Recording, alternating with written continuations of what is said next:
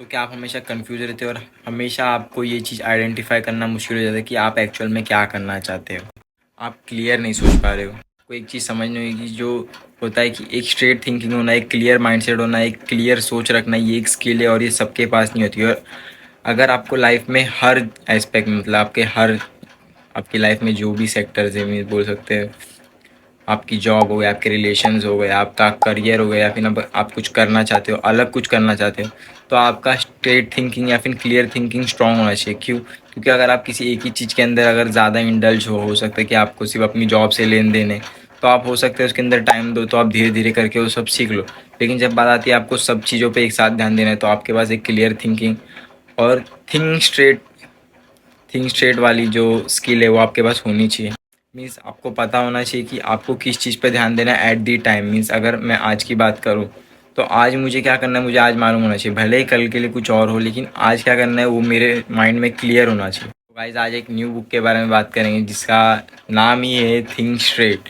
तो अब think straight book में से मैं आपको ऐसे 4 टिप्स देने वाला हूँ जो आपकी लाइफ में बहुत ज़्यादा काम आएंगे। बहुत ज़्यादा काम आएंगे मीन्स यूनिवर्सल है, वो हर पर्सन अप्लाई कर सकता है अपने डे टू डे लाइफ में। इसमें जो सबसे पहली चीज़ आती है वो आती है you become what you think.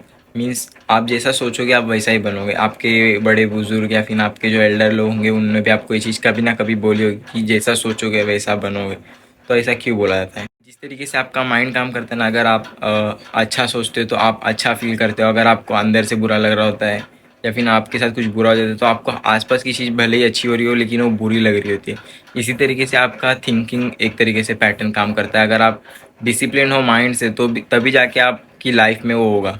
सबसे पहले आपको उस चीज़ को समझना होगा, आपको उस चीज़ के बारे में सोचना होगा, उस चीज़ को अपने मन में होल्ड करना होगा। इसे एक एग्जांपल से समझते हैं। अगर चाहूँ कि मैं एक बॉडी बिल्डर बनना चाहता हूँ और मेरे मन में ये चीज़ है, लेकिन ये चीज़ कब होगी? देखो अब बॉडी बिल्डिंग में अगर देखना होगा तो न्यूट्रिशन, रिकवरी और आपका वर्कआउट, ये तीनों चीज़ मैटर करते हैं।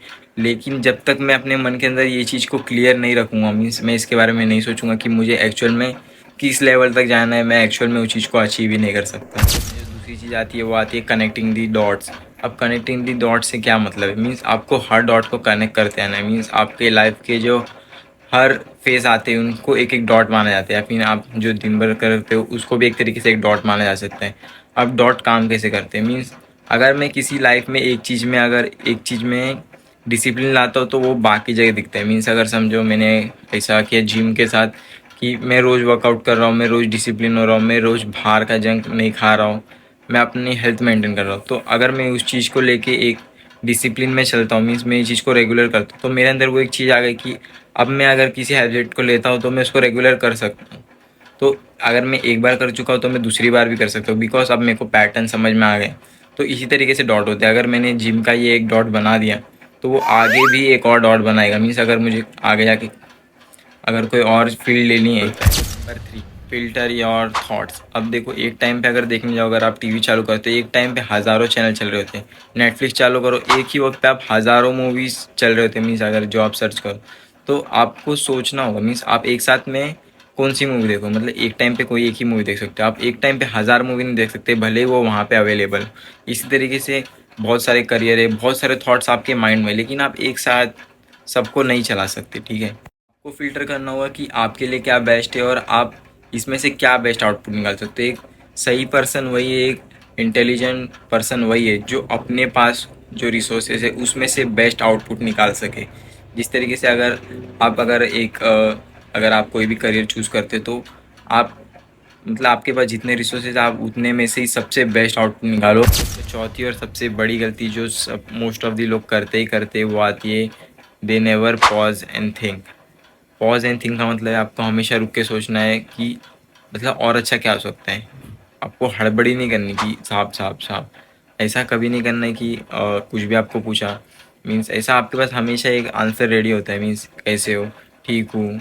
मीन्स मैं समझता हूँ आपको सबके साथ लंबी कॉन्वर्जेसन नहीं करनी, आपको अपना जो पर्टिकुलर टाइम पे नहीं बताना, लेकिन आपका हर वक्त ही ये आंसर होता है। आप कभी भी उस चीज़ को सोच के नहीं बोलते, आपके मन में याद होता है हाँ हाँ हाँ।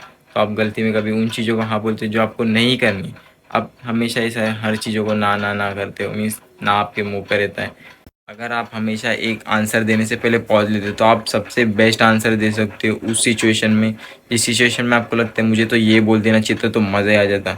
लेकिन ऐसा क्यों होता है, आप हमेशा सोचते नहीं हो, आप सोचते ही नहीं हो कि आपको बोलना क्या है, आप डायरेक्ट बोल देते हो। अब अगर एक बार भी ऐसा सोच लो कि इसने मुझे अभी क्या बोला और इसका बेस्ट आउटपुट क्या हो सकता है, फिर इसका बेस्ट आंसर क्या होता है जिससे मेरी एज आ जाए इस कन्वर्सेशन में या फिर इस डिबेट में, तो आप हमेशा एक सही आंसर दोगे।